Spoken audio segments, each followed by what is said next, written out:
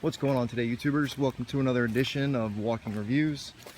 Today we're going to be taking a look at a custom knife by Mike Zieba, and this is his G2 model, otherwise known as the S.U.T.G or Slim Urban Tactical Gentleman. Yeah, that's a mouthful. I just prefer G2. So we have a front flipper with a 3.5-inch blade of ZDP 189 steel. It is a clip point shape with a full flat grind, and it's been given a nice light stone wash to hide wear. So you can see I've been using the knife. It's dirty, but you really can't see it that well with the stone wash. So very good job of hiding wear with that finish. The blade hardness is 64. That's one of those hardnesses you can only really achieve with ZDP 189. And it means you're going to have excellent edge retention with this blade. The handles are titanium. It is obviously a frame lock. Very slim handle. It's only 0.39 inches wide, I believe, or I guess thick, and then I guess about ½ an inch wide here. It really is a slim knife, but it is a little bit longer than I normally would buy. You guys probably know if you've been watching this channel at all, I tend to stick to knives with a 3-inch blade or less, and this is quite a bit bigger than that. It is 3.5 inches, but it's so slim and so skinny that it really disappears in your pocket. The only thing is I tend to be careful about where I carry it because it does look sort of aggressive. It has almost like a stiletto look to it. So, 4.5 inches on the handle, 3.5 inches on the blade, giving us an overall length of 8 inches. This is a very lightweight knife. It's just over 2.5 ounces, so I guess about 2.7 ounces. It has a 3D milled titanium pocket clip, and the construction is extremely simple. You have one standoff here and your pivot screw. That's it. That's the whole shebang. The standoff also serves as your pocket clip screw, so there's not even any extra hardware for the pocket clip. It is a front flipper that runs on bearings, so it is very smooth.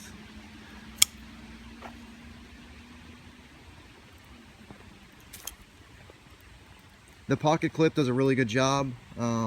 It's not the deepest carry ever, but I really like the retention.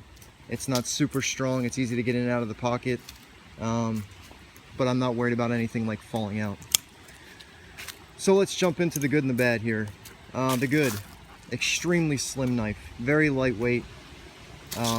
If you want something that's carries extraordinarily well in the pocket, but maybe has a little bit more blade to it, something like the 940, but you know, different, then I would definitely consider this. It's got some really nice touches. It has the skyline of Brooklyn there on the handle, which is kind of like a cool nod to where he lives. Very simple knife, you know, kind of no frills, simple elegance here. You can see it does have some machining done to the handle to give it a little bit more grip. The jimping here along the blade spine is exceptional. It's not deep at all and it's not sharp at all, but it just does a perfect job of holding your thumb there, which you need because there's nothing else on the handle for your like fingers to grab into. There's no like finger choil here or anything like that. He's done a nice job of giving you just a little bit of relief for the lock bar, and it's really not as strong. You know, it's really easy to move across, so you know, again, good job with that. The lockup is perfect. There is a steel lock bar insert here, and that also serves as an over travel.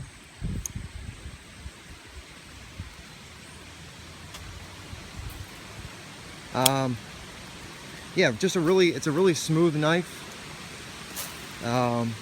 Really slim and simple. So what's the bad? All right, there are a few things here that I do not care for. These places that he's milled out for the hardware on the handle, I understand why he did that, you know, so it would sit more flush, but he left them pretty sharp.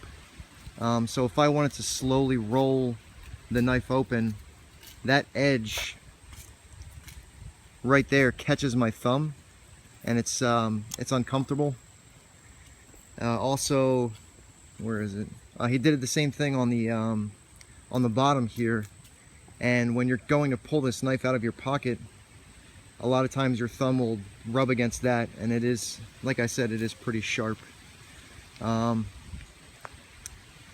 Other than that, I mean, I can't think of a whole lot negative to say about the knife. It's really well made. You can see the fit and finish. The centering is right there.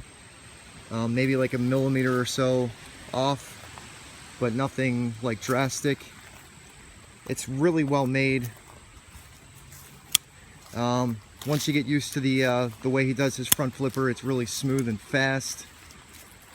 Super simple construction, so if you ever want to take this thing apart and put it back together, you know, you can definitely do that and not have to worry about losing anything. This does run on caged bearings. I did have this knife apart. It runs on caged bearings, so again, not a problem for people who like to disassemble their knives. I think this is like falls into that category of like simple art. Like there's not a whole lot going on here, but it just has an elegance to it. Yeah, it has a certain simplistic elegance to it, you know, which I do like.